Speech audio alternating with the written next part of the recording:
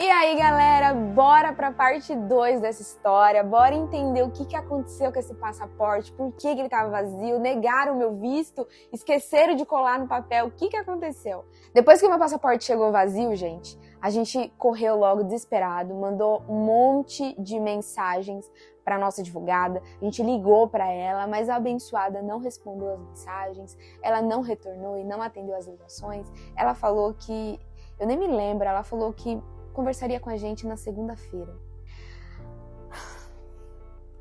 Gente, eu lembro que naquele dia, gente, toda a minha esperança, todas as minhas forças, tudo que tinha sobrado da minha pessoa foi água abaixo. Eu lembro que eu sentei, que eu deitei no sofá em posição fetal e eu falei, eu vou chorar, porque eu não aguento mais. Já tinham 4 meses que a gente tava existindo no mundo, porque, sabe? Aí você vai falar assim, por que você não foi arrumar um emprego, minha filha? Foi fazer dinheiro. Porque, gente, a hora que o e-mail chegasse, eu ia comprar minha passagem pro dia seguinte e ir embora, entendeu? Então, assim, e quanto mais o tempo passava, tecnicamente mais perto estava. Então, como que eu arrumar um emprego em abril, por exemplo, sendo que já tinha 5 meses que eu tinha aplicado o visto, que eu apliquei em dezembro do ano anterior.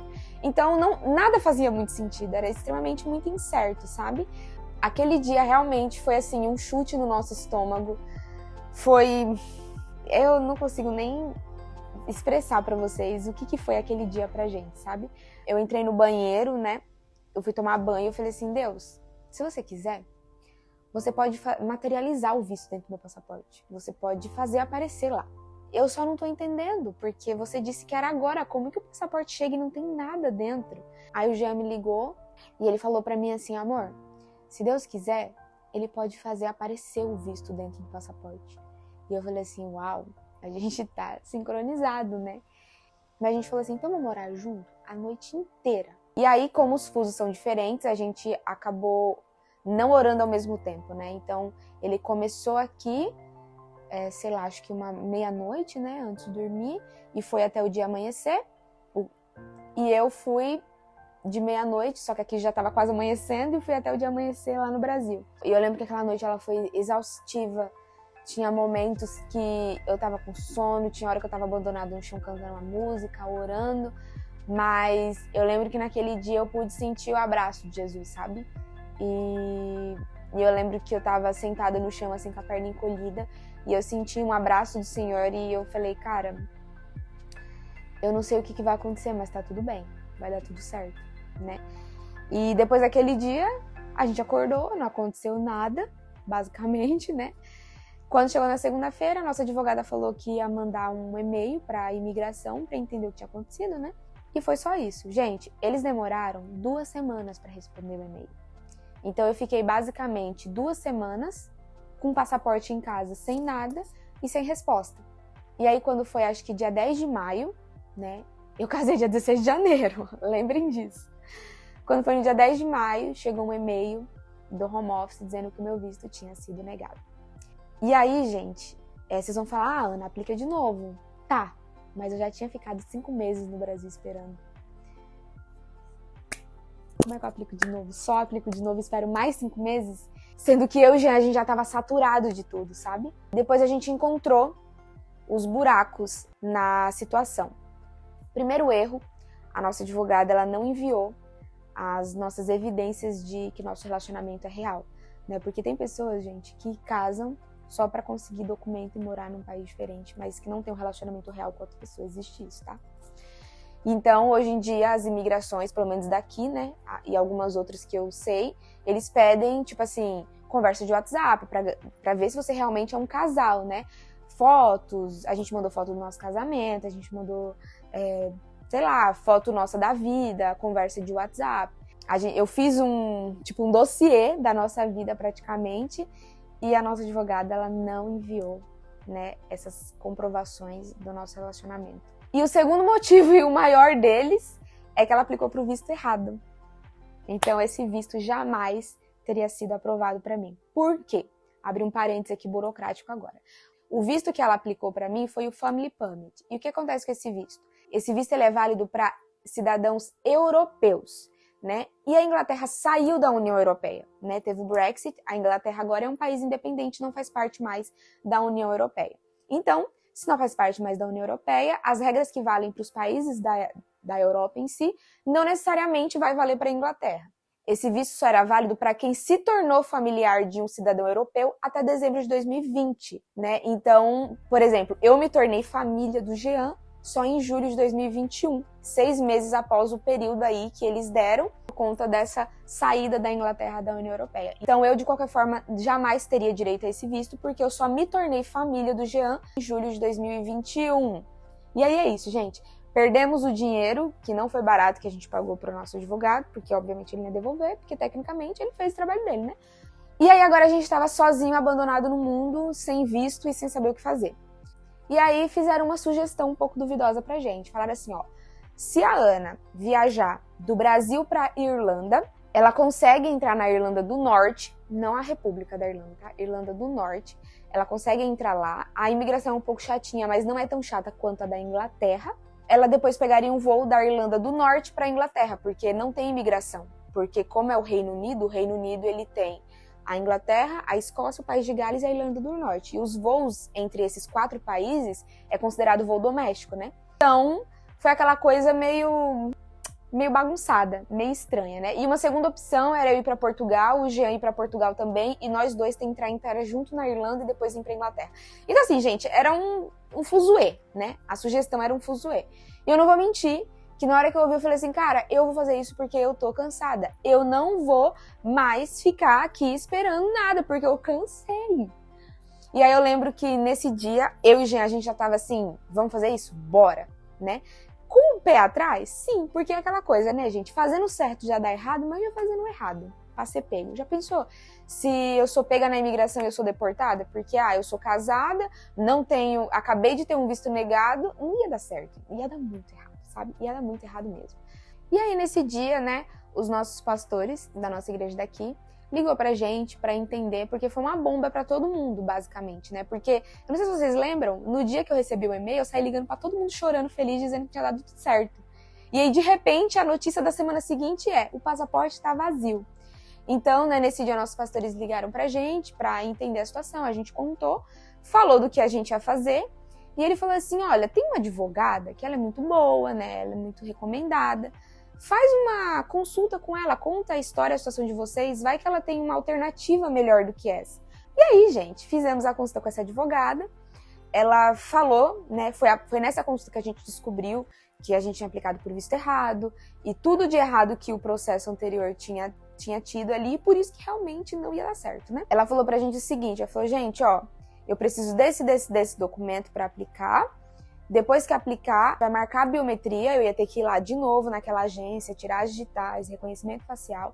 A Ana vai fazer a biometria e ela pode viajar no dia seguinte e esperar o resultado do visto já na Inglaterra. Aí eu falei, opa, calma aí, que história é essa? Gente, basicamente, nesse dia, eu descobri que eu não precisava ter ficado um dia sequer no Brasil. Eu descobri que eu poderia ter aplicado, pagado uma taxa de R$350, ficado com meu passaporte, viajado com ele, chegado na imigração falado, oi, tudo bem, eu tenho um visto em processo, e como eu sou casada, eu vim aqui ficar com meu marido. Descobri que, inclusive, a imigração da Inglaterra, ela não pode me deportar se eu for casada com um residente inglês. E nesse dia eu descobri tanta coisa, gente, que eu fiquei com tanta raiva. Eu tava feliz, porque nesse dia foi quando eu descobri que eu poderia vir pra cá de forma legal, sem precisar fazer maracutaia nenhuma, sem precisar ficar pingando em 70 países. Mas ao mesmo tempo eu falei assim, cara, eu passei 5 meses no Brasil à toa. E aí, né, falamos, não, vamos com essa advogada. Só que nesse dia também, gente, nós descobrimos que o visto que eu deveria ter aplicado não era o Family Permit, era o Spouse Visa ou Partner Visa. E eu descobri que esse visto, ele custa uma bacatela de 3.500 libras. Que convertendo para o real, eu lembro que dava algo em torno de 30 mil reais. Aí a história começou a piorar de novo, né? Porque agora, olha, Deus. E os honorários dessa advogada iriam nos custar 1.800 libras. Gente, eu lembro que somando tudo dava quase 5 mil libras e corrigindo, os 30 mil reais é das 5 mil libras e não das 3.500, tá bom? Aí, gente, a gente mandou todos os documentos pra advogada, faltava só o pagamento.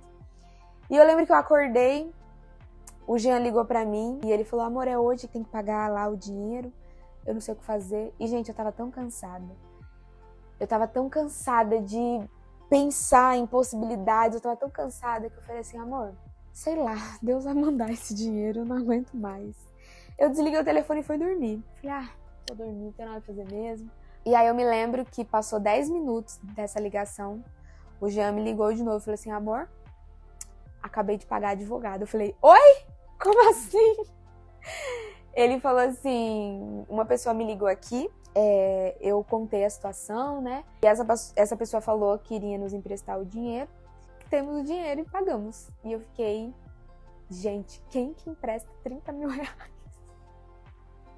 Deus é bom, gente, o tempo todo. Deus é bom. E eu já falei pra vocês aqui, várias partes desse vídeo, o quanto esse processo foi difícil.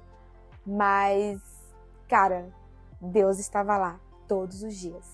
Deus olhou pra gente e falou assim, ó, vocês vão passar nesse vale aqui. Mas dá a mãozinha aqui. Bora junto. E foi, porque, gente, não teve um segundo daqueles dias horríveis no qual Deus deixou de falar, no qual Deus deixou de fazer. Em todo o tempo, Deus falou e Ele fez. Em todo o tempo. E olhar pra trás e lembrar disso, assim, sério, é incrível, incrível. E aí nós pagamos a advogada, aí eu falar assim, aí você finalmente foi embora. Não. Aí a abençoada advogada, gente, ela demorou muito pra marcar minha biometria. Eu lembro que o que era pra ter demorado 2 semanas, né, de reaplicar pro novo visto, demorou 1 mês. Gente, eu juro pra vocês, eu queria me tacar no chão, arrancar meus cabelos, que eu falei assim, cara, por que não funciona? Porque toda hora parece que vai e não vai. E aí, gente, Deus me falou uma coisa que naquele dia marcou a minha vida, assim, demais. Deus mandou uma pessoa pra falar assim, Ana, para de falar. E aí Deus falou pra mim assim, todas as vezes que eu vou botar a mão pra fazer, você começa a falar pra todo mundo e não vai. E aí, gente, Deus falou pra eu ficar calada, né? Foi um shut up de Deus, literalmente. E aí Deus falou pra mim, se possível, só conte quando você estiver no aeroporto indo embora, mas fica quieta. E aí, gente, eu não tô querendo aqui fazer uma coisa tipo assim, que o olho grande do povo atrapalha a nossa vida. Não tô querendo entrar nesse mérito, mas tem coisa que ela só tem que ser contada quando ela realmente já for um testemunho. Tem processos que não devem ser ditos, tem processos que não devem ser compartilhados. Tem coisas que tem que ser dita, compartilhada, quando ela for um testemunho completo. E ali ainda não era um testemunho. Eu estava gerando o meu testemunho. Só que eu não esperava o testemunho se concretizar e eu já ia falando e não era daquela forma que Deus queria fazer. Né? Até que Deus usou alguém para falar para mim, filha, segura, espera eu terminar e aí você conta. E aí nós compramos a passagem. Gente, eu juro, a gente comprou a passagem numa sexta-feira e a gente combinou que só iria contar para os nossos pais, para nossa família próxima, depois que eu fosse lá, fizesse a minha biometria e tivesse lá o recibo de que meu visto estava finalmente aplicado. A gente já tinha passagem, mas a gente falou, não, agora a gente vai esperar tudo realmente acontecer para contar. E aí a gente guardou a informação que a gente estava com a passagem comprada por 4 dias. Depois que eu fiz a minha biometria, no mesmo dia eu contei para os meus pais, já conto para os pais dele, contei para minha irmã e para as pessoas bem mais próximas. E o mundo, né, a gente combinou que o mundo só ia ficar sabendo realmente quando eu já estivesse no aeroporto mesmo. O mundo que eu falo, gente, são as outras pessoas, tá? Porque, enfim. Finalmente, no dia 23 de junho de 2022, eu cheguei ao aeroporto de Guarulhos com uma passagem na mão para finalmente vir para casa. Tanta coisa passou na minha cabeça naquele dia, porque naquele dia muita coisa estava se concretizando. O tempo de espera muito grande e doloroso estava terminando. Eu estava deixando meu país, eu estava deixando minha cultura, eu estava deixando as pessoas que eu amava, Só que o peso do processo que eu tinha acabado de viver, ele tinha sido tão intenso que naquele dia não tinha muito espaço para eu administrar tudo isso que eu falei agora. Tô deixando meu país, tô deixando minha cultura, tô deixando as pessoas que eu amo. E aí eu lembro que eu fui pro aeroporto, algumas pessoas muito próximas estavam lá comigo. E eu lembro que, né, quando eu abracei minha mãe, quando eu abracei as minhas amigas que estavam lá, e eu passei pelaquela catraca, ai, gente, sei lá, foi uma sensação muito estranha, sabe? Eu acho que só quando você deixa o seu país, a sua terra, você consegue entender o que é aquela sensação. Eu tava indo pra casa, mas eu tava deixando a minha casa. E aí, gente, quando eu pisei em solo inglês de novo, agora eu tinha que passar pela imigração, né? Você achou que agora eu só ia falar do abraço que eu devia? Não, teve a imigração ainda. Aí quando eu cheguei lá, quando o office, ele bipou meu passaporte, já apareceu lá o meu histórico, né? Visto negado, outro em andamento. E na hora que ele começou a franzir a testa pra trás do computador, eu falei, ai, Deus, socorro, ajuda. E aí ele falou pra eu sentar na cadeirinha. Ai, a cor foi sumindo, né? O sangue foi... Ai, meu Deus. E aí depois de 30 minutos esperando, sem saber o que ia acontecer, ele me chamou, né? E aí ele não me chamou pra cabine que ele tinha me atendido. Ele me levou lá pra fora do aeroporto, assim, pra porta de entrada já, pra retirar a bagagem. E eu, tipo, gente, pra onde que esse homem tá me levando, né? E aí ele me levou até a porta. Quando ele chegou, ele virou pra mim, parou, virou pra mim, segurou meus documentos na mão e falou assim, eu espero que o seu visto dê certo, seja muito bem-vindo à Inglaterra, o seu marido está lá fora te esperando. Gente, eu não vou conseguir também expressar pra vocês o nível de honra que isso significou pra mim. A imigração, por muitas vezes, ela pode ser cruel, né? As pessoas ela acabam te tratando muito mal. E principalmente no meu caso, que já tinha um visto negado, o outro em andamento, ele poderia ter sido grosso, complicado minha vida. Mas aquele homem, ele foi usado por Deus realmente para honrar o meu tempo de espera. E eu entrei aqui sem visto, o cara me levou lá na porta, e ele olhou pra minha cara e ainda falou assim, welcome, seja muito bem-vindo à Inglaterra, seu marido tá lá fora te esperando. E aí, na hora que eu saí, assim, tinha um mundaréu de gente, né, esperando outras pessoas. E eu fui empurrando o meu carrinho, assim, meio que, né, meus olhos varrendo a multidão, procurando ele. E aí eu vi ele lá no fundo, com um buquezinho rosa na mão. E eu lembro que eu larguei meu carrinho e saí correndo, igual uma louca, e me joguei lá no braço dele. Esse momento marcou realmente o final da nossa espera. E aí, gente, na semana seguinte, acho que dia 5 de dezembro, recebemos um e-mail, e aí no e-mail, gente, não falava, ó, tô aqui o código de rastreio do seu passaporte. Até porque o meu passaporte estava comigo, né? No código de rastreio falava assim, congratulations, seu visto foi aprovado, uma carta gigante explicando tudo que eu tinha que fazer. Aí eu tive que mandar meu passaporte por DHL lá pra agência, para eles colarem o meu visto.